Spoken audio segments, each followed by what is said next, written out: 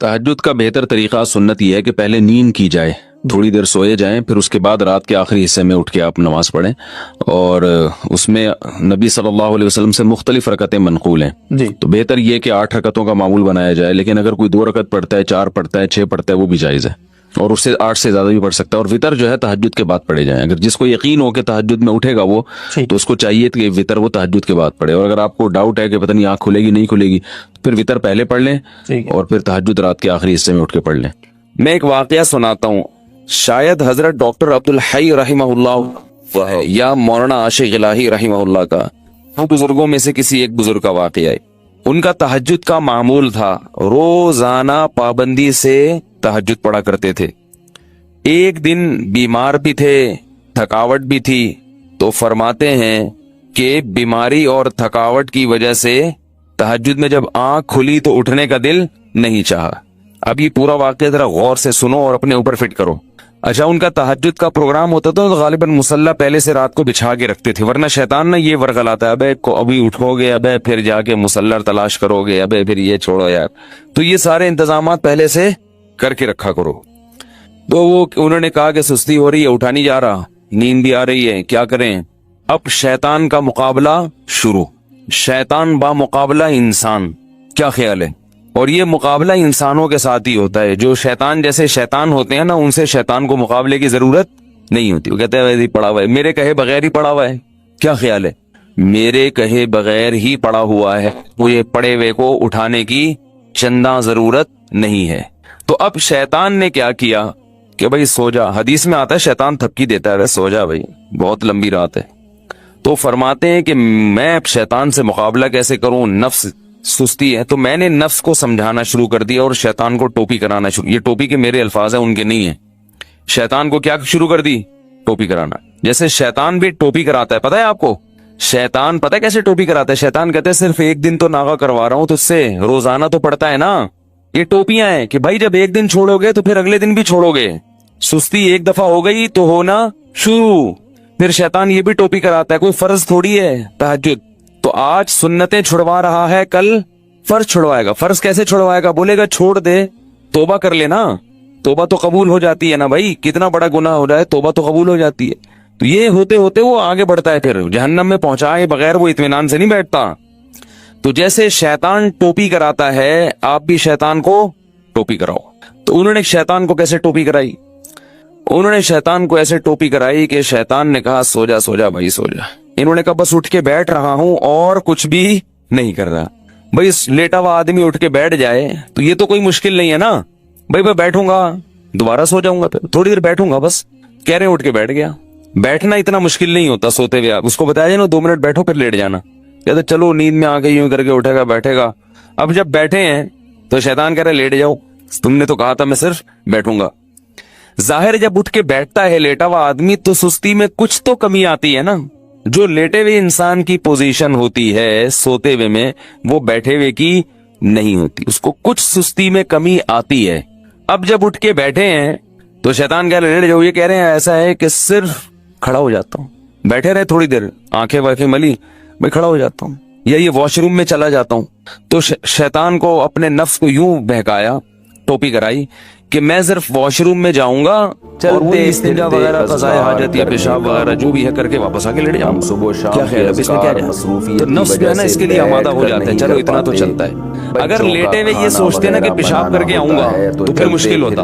बैठे हुए आदमी के लिए सोचना आसान। कह रहे मैं उठ के गया वॉशरूम में, वॉशरूम में जो भी पेशाब वगैरह फरमाया क्या है, तो शैतान ने कहा वापस, वुजू खाना साथ ही था, मैं वुजू करके लेट जाऊंगा बस, ठीक है, थोड़ा सा मुंह धो लेता हूँ, छक्के मार देता हूँ। ये वाकई मैं अपने अल्फाज में बयान कर रहा हूँ, ठीक है ना, ताकि आप लोग बिल्कुल उसके मुताबिक चलें और आपको ये एहसास हो कि ऐसे हमारे अकाबिर ने किया, बुजुर्गों ने किया। तो इस तरह करने से क्या होता है, वही होता है जो उनके साथ हुआ, तहज्जुद की पाबंदी हो गई। जैसे तो अब क्या है, कहते हैं कि मैं गया पानी के छक्के मारे और पूरा वुजू कर लिया, जल्दी चले गए। वुजू के बाद भी शैतान क्या कह रहा है, आजा लेट जा बिस्तर पे, कह रहे मैं बिस्तर की तरफ जाते जाते मुसल्ले की तरफ गया, जल्दी से नियत बांध ली, अल्लाह जल्दी से क्या किया, क्योंकि नियत बांधने से पहले सोचोगे तो शैतान वापस ले जाएगा। तो भाई अल्लाह ऊपर कह के नियत बांध लो, फिर देखा जाएगा क्या होता है।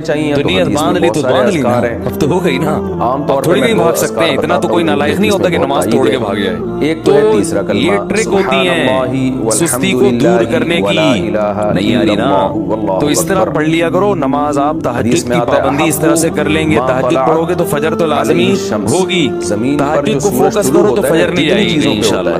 अगर तहज्जुद रह भी गई तो फजर तो हो जाएगी ना।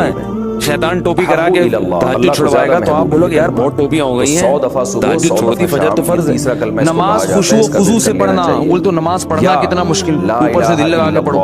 नमाज पढ़ना आसान थोड़ी है, 5 टाइम पूरी जिंदगी पढ़ते रहना, फिर दिल लगा के, दिल लगे ना लगे कोशिश करना लगाने की, और मुश्किल काम है। दिल नहीं लगता इंसान का, उधर उधर लोगों को देखो ना नमाज में नाक में उंगलियां घुमा रहे हैं, उससे ज्यादा कान में कोई उंगलियां शख्स घुमा रहे हैं, पता नहीं क्या क्या कर रहे उस दिन हैं, हिले जा रहे हैं, हिले कमा सकता है, मैं भी इससे भी ज्यादा मर्तबा इस्लामाबाद पढ़ने एयरपोर्ट पे था, ये भी तो बहुत ज्यादा एक फजीलत आम वाले आया कलिमात मेरे साथ इनमें से खड़ा हो कोई भी गया। आप मुंतखब मैं कर लें जिससे तलाश कर आपको रहा था मुनासिब जमात के लिए कोई बंदा मिले और एयरपोर्ट पे ना, एक जमात कराया करें, अकेले ना पढ़ा करें।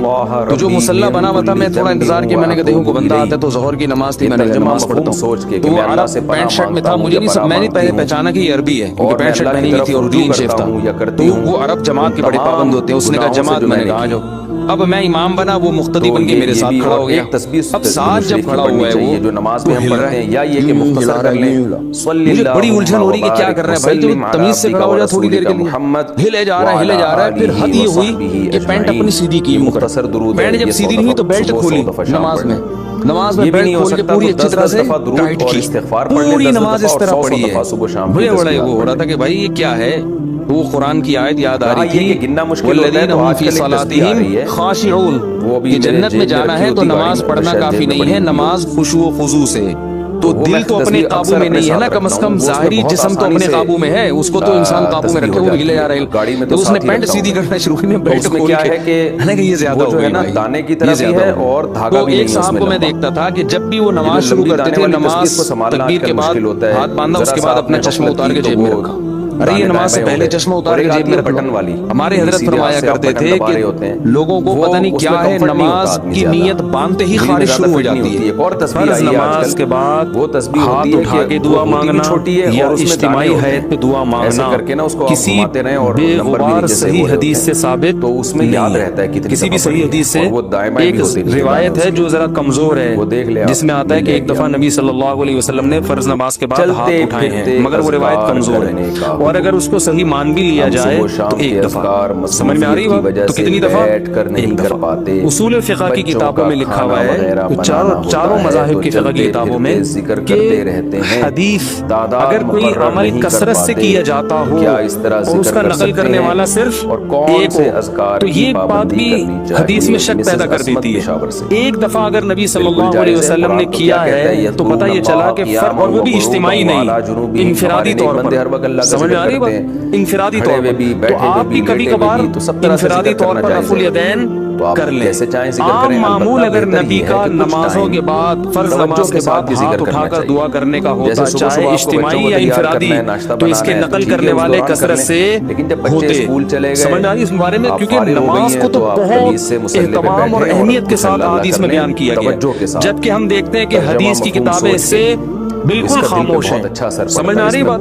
दूसरा मसला, बाज़ हज़रात ये कहते हैं कि बहुत सारी हदीसें हैं जिनमें आता है कि रसूलुल्लाह सल्लल्लाहु अलैहि वसल्लम ने फर्ज नमाज के बाद दुआ की बहुत तरगीब दी है, और आपने फरमाया कि सबसे ज्यादा दुआ कबूल किस वक्त होती है? फर्ज नमाज के बाद। इस हदीस का मतलब समझें, जब भी एक हदीस को बयान किया जाएगा दूसरी हदीस को सामने रखकर, खुद नबी और सहाबा ने इस हदीस पर कैसे अमल किया है। हम नबी को देखते हैं कि कहीं भी नहीं किसी सही हदीस में मिलता कि नबी सल्लल्लाहु अलैहि वसल्लम का ये मामूल था, क्या फर्ज नमाज के बाद ऐसे दुआ मांगते थे। खुलफाए राशिदीन से भी कोई रिवायत नहीं मिलती, ना सही ना ज़ईफ। भाई देखो हमारे यहाँ तो ये पाबंदी से हो रहा है ना, पांचों नमाजों में हर मस्जिद में, अगर सहाबा में भी ऐसा होता तो कोई ज़ईफ रिवायत तो मिलती ना सहाबा किराम से, ना सही है ना ज़ईफ है। और नबी से भी कोई कसरत से एक रिवायत है, उसकी सनद में भी क्या है, ٹھیک ہے بعض نے اس کو صحیح کہا بعض نے ضعیف کہا مگر وہ بھی متفق علیہ صحیح نہیں ہے تو یہ کیسے ہو سکتا ہے کہ ایک عمل پابندی سے ہو رہا ہو اور اس کا نقل کرنے والا کوئی ہوئی نہیں تو اب ہم دیکھتے ہیں کہ جو حدیث میں آتا ہے فرض نماز کے بعد آپ صلی اللہ علیہ وسلم نے دعا کی ترغیب دی ہے خود کیسے دعا مانگی ہے تو ہم دیکھتے ہیں کہ نبی سے دوسری حدیثوں میں کیا ملتا ہے آپ نے فرمایا جس نے فرض نماز کے بعد اللہم انت السلام پڑھا کسی حدیث میں آتا ہے آپ نے فرمایا اللہم لا مانع لما اعطیت ولا معطی لما منعت ولا ينفع ذا الجد منک الجد کسی میں آتا ہے جس نے فرض نماز کے بعد آیت الکرسی خود آپ کا اپنا معمول بھی یہی تو پتہ یہ چلا ان کلمات کو حدیث میں دعا سے تعبیر کیا جا رہا ہے یہ وظائف ہیں وظیفہ اس دعا کو کہتے ہیں جن کے یعنی لگے بندے کلمات ہو اس کو بھی دعا سے تعبیر کیا جاتا ہے اس کی مثال ایسے ہے جیسے ہم کہتے ہیں افطار کی دعا آذان کے بعد کی دعا مسجد میں داخل ہونے کی دعا مسجد سے باہر نکلنے کی دعا تو وہ دعا کیا ہے اللہم افتح لی ابواب رحمتک مخصوص کلمات اذان کے بعد کی دعا کیا ہے اللہم رب هذه الدعوة التامة تو فرائض کے بعد جو دعا ہے وہ بھی کیا ہے آیت الکرسی اللہم انت السلام اللہم لا مانع لما اعطیت یہ کلمات ان کلمات کو کیا کہا گیا ہے بولو بھائی دعا اور ابن تیمیہ رحمہ اللہ کی رائے یہ ہے جو تفرد ہے کہ فرض نماز کے بعد سے مراد ہے جو اتحیات کے درود شریف کے بعد ہم دعا پڑھتے ہیں رب اجعلنی مقیم الصلاۃ ربنا آتنا جو کیونکہ حدیث میں آتا ہے دبور کل صلاۃ تو دبور کا جو لفظ ہے عربی میں وہ بعد کے معنی میں بھی استعمال ہوتا ہے اور اینڈ کے معنی میں بھی ابن تیمیہ رحمہ اللہ کہتے ہیں کہ جو ہم نماز کے آخر میں اتحیات پڑھتے ہیں پھر درود شریف پڑھتے ہیں اس کے بعد جو دعائیں کرتے ہیں نا تو فرض نماز کے بعد سے مراد کیا ہے